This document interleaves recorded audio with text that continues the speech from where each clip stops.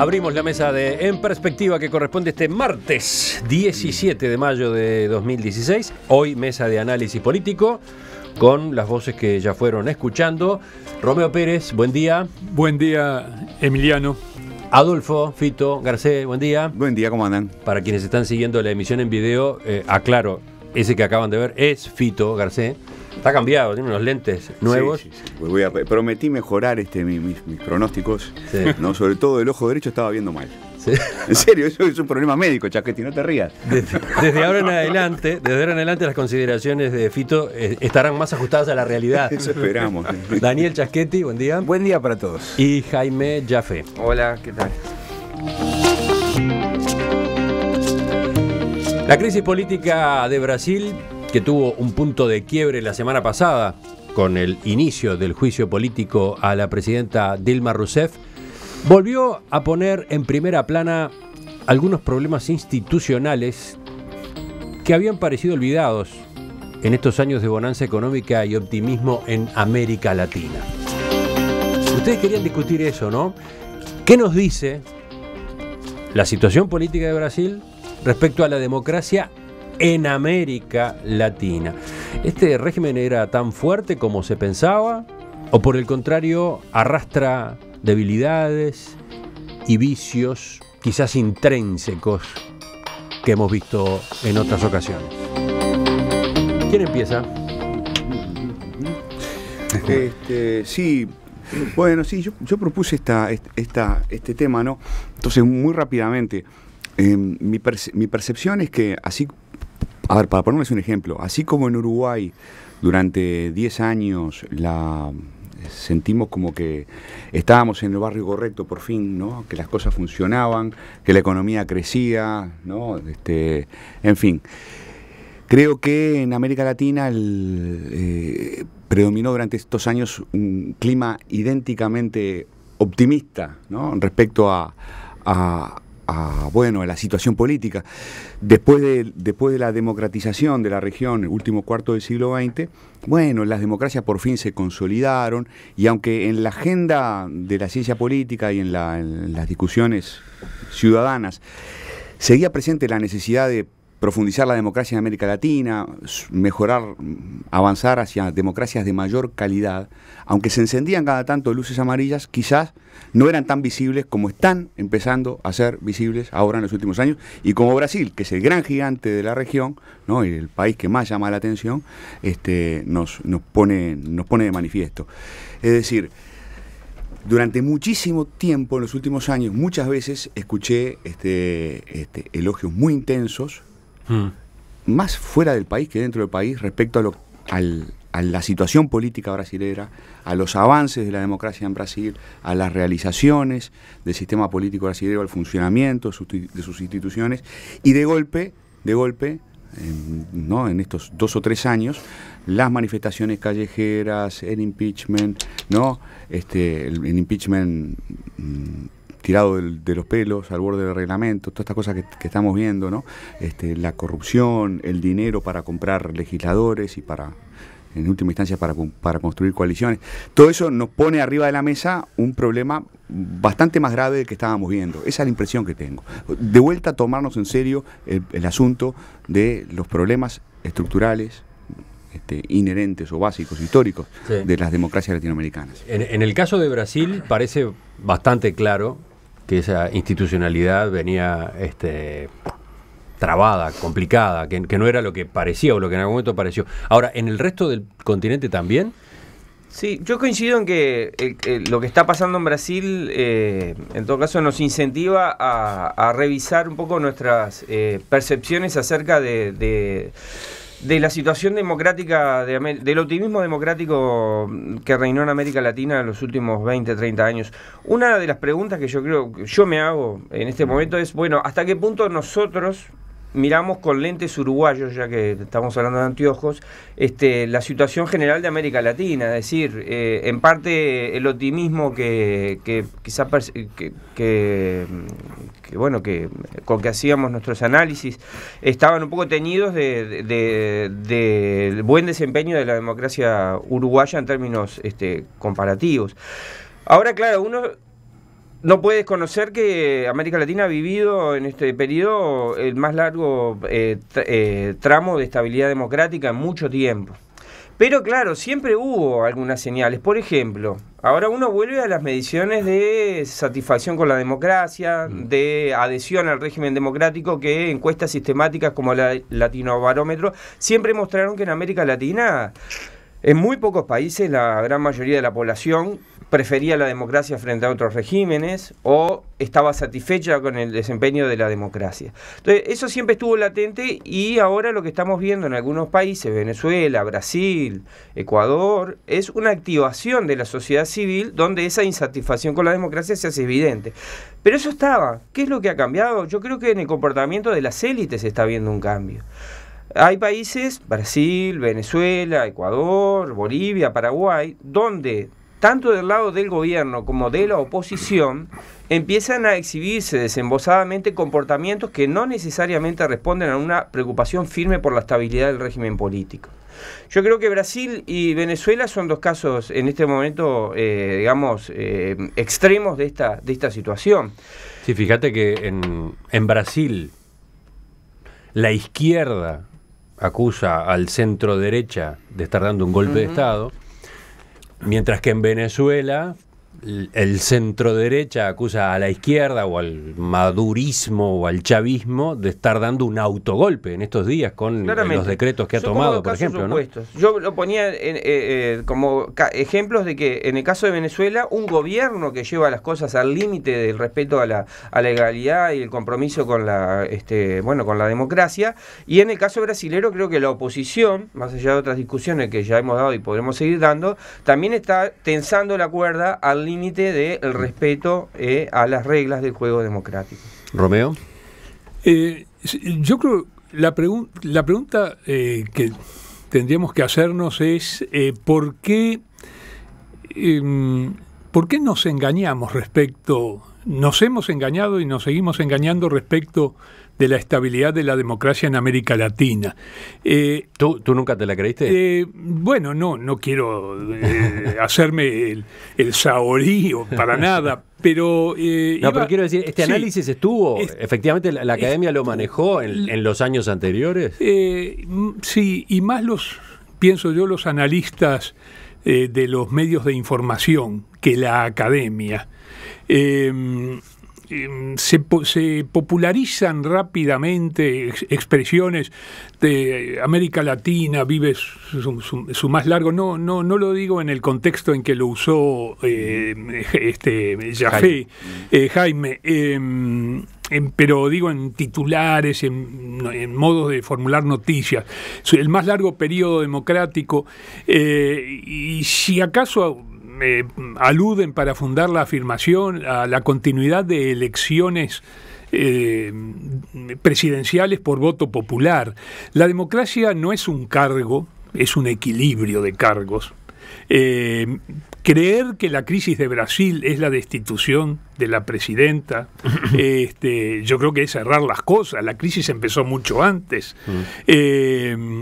La democracia no sé a dónde vas a llevar la fecha de comienzo de la crisis. De la crisis. Porque podría decirse que la crisis empezó con el primer gobierno de la nueva era democrática obligado a pactar como tuvo que pactar. Quiero decir, la obligación de tejer el tipo de alianzas que requiere cualquier presidente en Brasil. Sí, bueno, a eso yo no le llamaría crisis. Me parece que ese es un comportamiento... Bueno, por eso quería situar un poco el momento. No, yo la llevaría al surgimiento de las manifestaciones populares en las grandes ciudades, Río, San Pablo, en el 2013, 2011, después 2013, 2014, cuando se aproximaba el Campeonato Mundial de Fútbol, etcétera.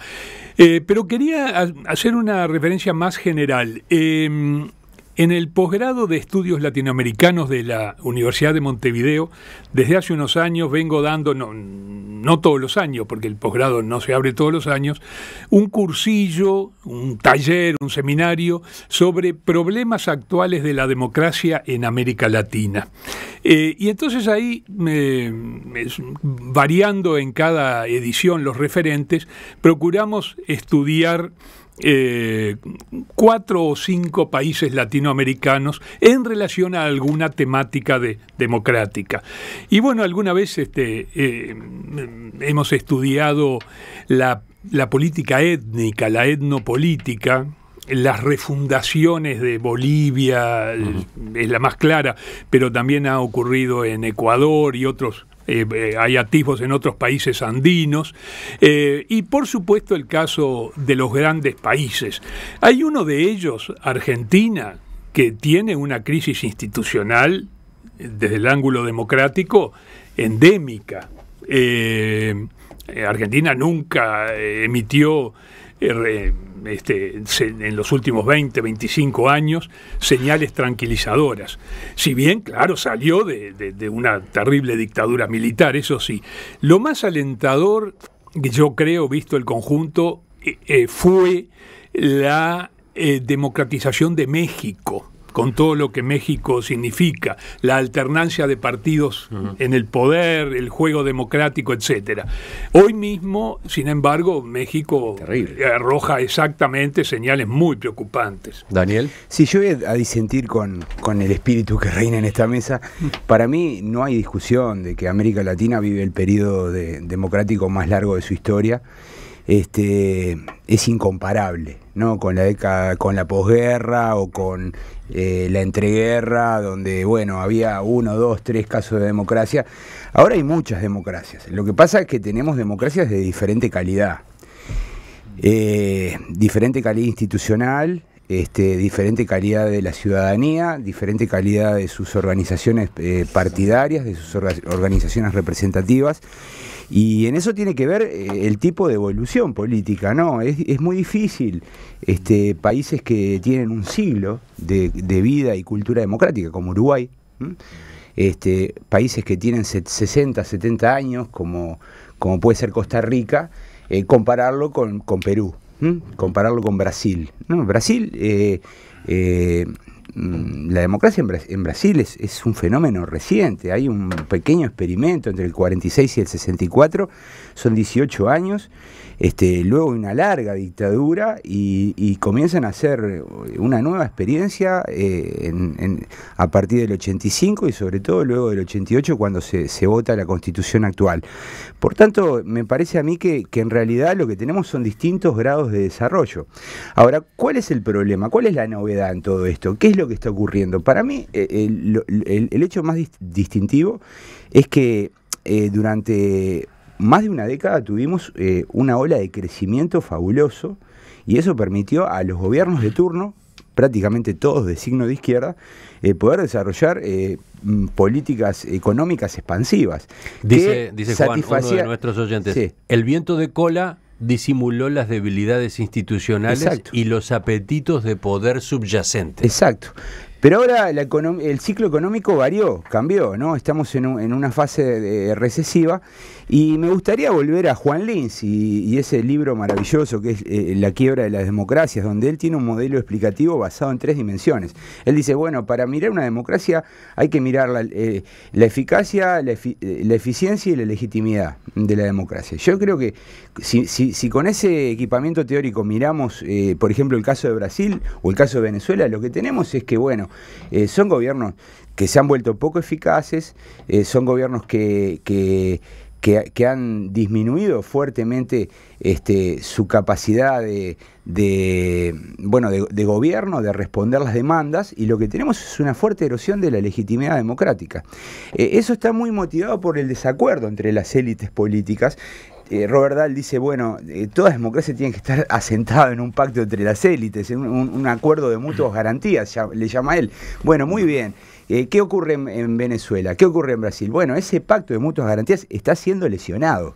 O sea, la derecha y la izquierda en Brasil están dejando de compartir un pacto de respeto a las reglas de juego. Y en Venezuela ni que hablar, ¿no? Porque lo que está ocurriendo en estos días en Venezuela es insólito, y no escucho voces. Todos los que hablan de golpe en Brasil están calladitos respecto a Venezuela, ¿no? Y lo de Venezuela podemos discutirlo largamente, ¿no? Pero esto que ha pasado con las firmas, yo que junté firmas en el 87-88 contra la ley de caducidad, y me acuerdo lo que costó la ratificación de las firmas en la Corte Electoral. Bueno, en Venezuela ni siquiera nadie se toma el trabajo de revisar las firmas. Simplemente Maduro vino y dijo, estas firmas son un fraude y no valen, ¿no? Y no solo eso, sino es que un además desacuerdo espantoso sobre las reglas de juego, ¿no? Sino que además se recuesta en las Fuerzas Armadas, ¿no? Bueno, con sí, lo cual, sin duda. si vamos a hablar de golpe, Pero... porque ahí también se habla de golpe, en ese caso el componente militar incide y es de las connotaciones más temibles, ¿no? Pero es que Venezuela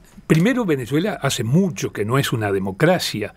Los estudios, yo conozco 2 estudios y ya tienen unos años, no son del año pasado, 2 estudios académicos politológicos, uno de la Universidad Autónoma de Barcelona, 2 autoras, no recuerdo ahora los apellidos, pero tengo la publicación, que diagnosticaron el carácter de militarismo que tiene el gobierno, el régimen venezolano, hace 10 años ya.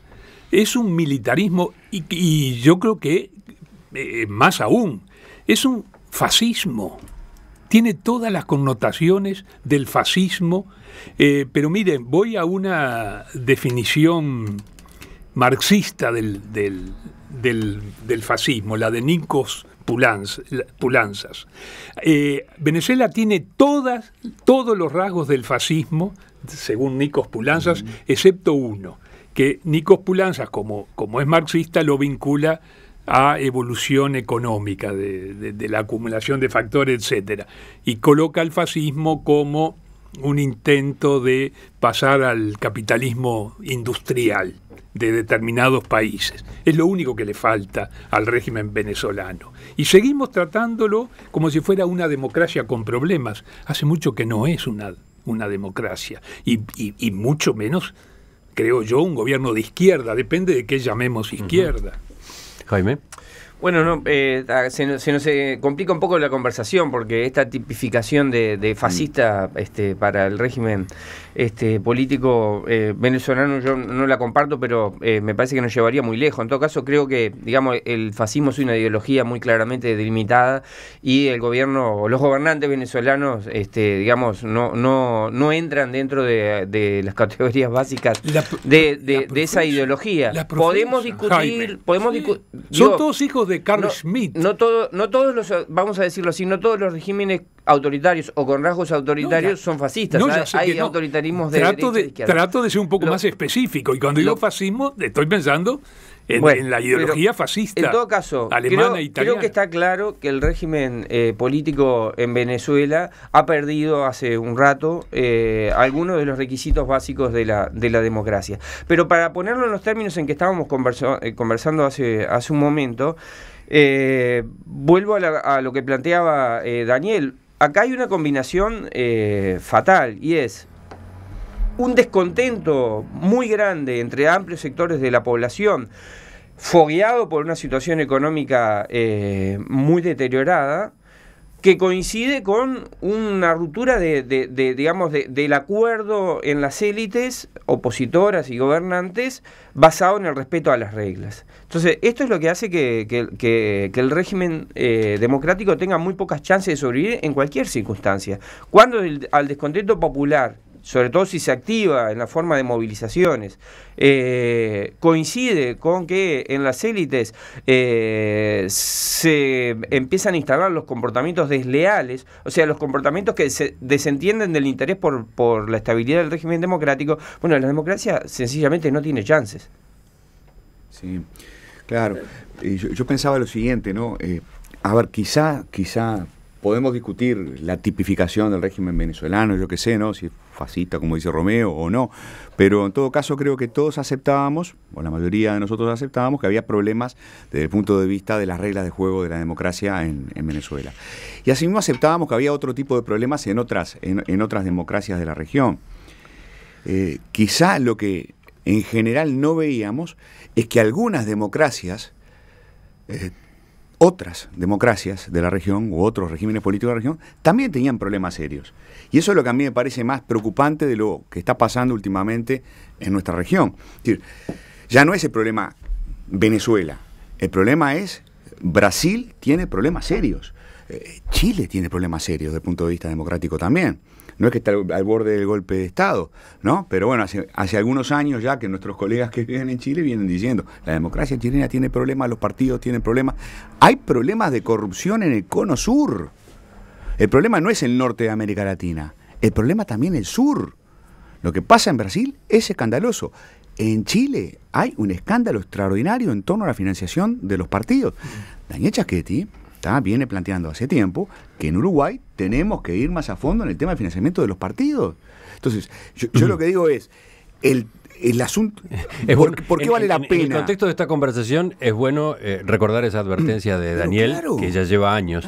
Digo porque, quién sabe si dentro de un tiempo por eso no nos encontramos con una fenomenal discusión acá en Uruguay a propósito de que pasó tal cosa o pasó tal otra con la campaña electoral tal o cual, ¿no? Me leíste el pensamiento, Emiliano, porque nosotros tenemos cierta tendencia en Uruguay todavía a pensar, no, nosotros somos un caso aparte, un caso excepcional. Cuando uno mira a América Latina, ¿no? Resulta que Brasil, que hasta hace poco era un ejemplo, en los foros, en los congresos a los que vamos, ¿no? Brasil era un ejemplo, ¿no? La buena el buen caso de la socialdemocracia en el sur, ¿no? Brasil tiene problemas escandalosos, ¿no? En Chile hay problemas escandalosos. Bueno, que a nosotros no nos pase. La verdad que deberíamos seguir algunas recomendaciones, como la de Daniel Schaschetti, y tomarnos más en serio algunos problemas como el financiamiento de la política. O sea que me queda una duda, y siguen ustedes, ¿no? Esos elogios a los avances de la socialdemocracia en Brasil, sí, etcétera, sí.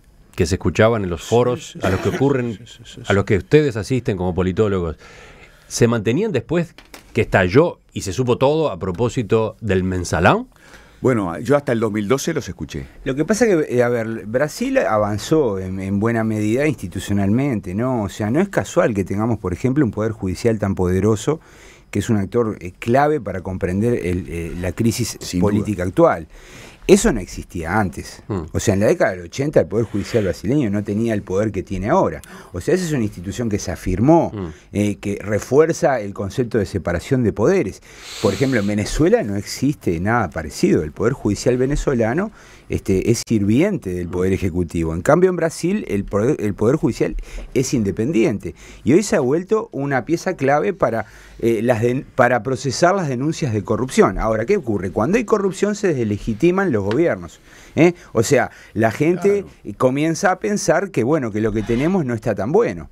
¿Tá? Y cuando la presión empieza a aumentar, eso alimenta las actitudes oportunistas de muchos políticos. Yo creo que la actitud de los dirigentes del PMDB en Brasil es una actitud oportunista. Yo creo que en cierto momento sacaron un cálculo y dijeron, bueno, o rueda la cabeza de Dilma o rueda nuestra cabeza. Mejor que ruede la de Dilma.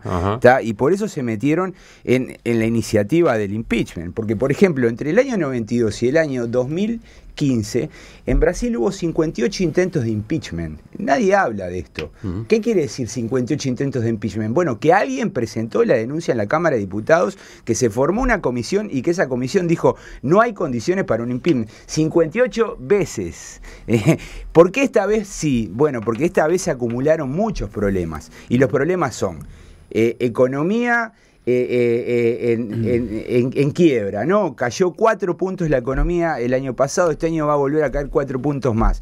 O sea, prácticamente en 2 años están teniendo un desequilibrio como el que nosotros tuvimos en el 2002.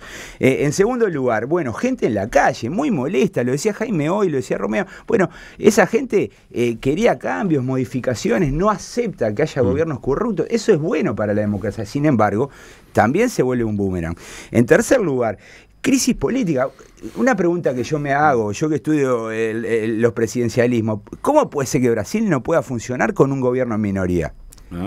¿Cómo puede ser que se rompa la coalición de gobierno y no haya otra salida que hacerle un impeachment a la presidenta? ¿Por qué no puede sobrevivir Brasil 2 años como sobrevivió, por ejemplo, Uruguay con Jorge Valle gobernando en minoría y construyendo apoyos en el Parlamento? Bueno, Obama, bueno, es la historia de los últimos 60 años de los Estados Unidos, ¿no? Estados Unidos. Entonces, bueno, esos son los dramas que hoy tiene Brasil. Ahora, no tenemos de la corrupción, ¿no? Y bueno, y la corrupción, ¿no? Que llega a todos, 250 diputados con causas judiciales. Ahora, más temprano entrevistábamos a José Eduardo Cardoso, abogado responsable de la defensa de Dilma Rousseff, y él sostenía que todo se precipita porque el presidente de la Cámara de Diputados, Eduardo Cunha, no logra que Dilma Rousseff frene o acepte frenar las investigaciones judiciales que lo tenían a él como uno de los principales perjudicados o destinatarios, ¿no? Y que es una especie de chantaje que había en el medio, el chantaje no funcionó. Sí, entonces el impeachment corrió. No se explica la enorme mayoría que logró el impeachment por el interés de una sola persona. Esa es la versión del círculo más íntimo de... pero ojo. Él después reconocía que también habían terminado jugando esos otros factores que mencionaba Daniel, pero que el disparador había sido ese. No, yo creo que el disparador fue la corrupción, que afecta en alguna medida a prácticamente todos los actores principales. Ahora, no en la misma magnitud. O sea, Brasil nunca había llegado a estos extremos. Es endémica la corrupción, y se sabe.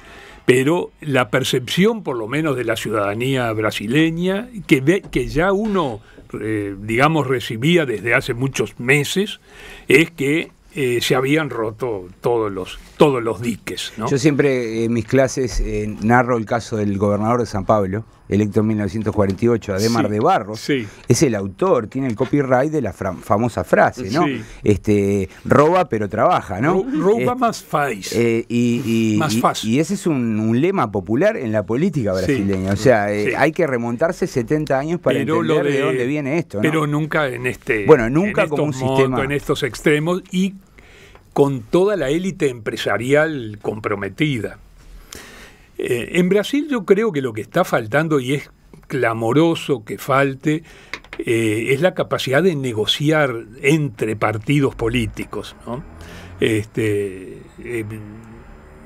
Han entrado, parecería en un callejón sin salida, sin intentar ninguna fórmula que pudiera evitarlo, ¿no?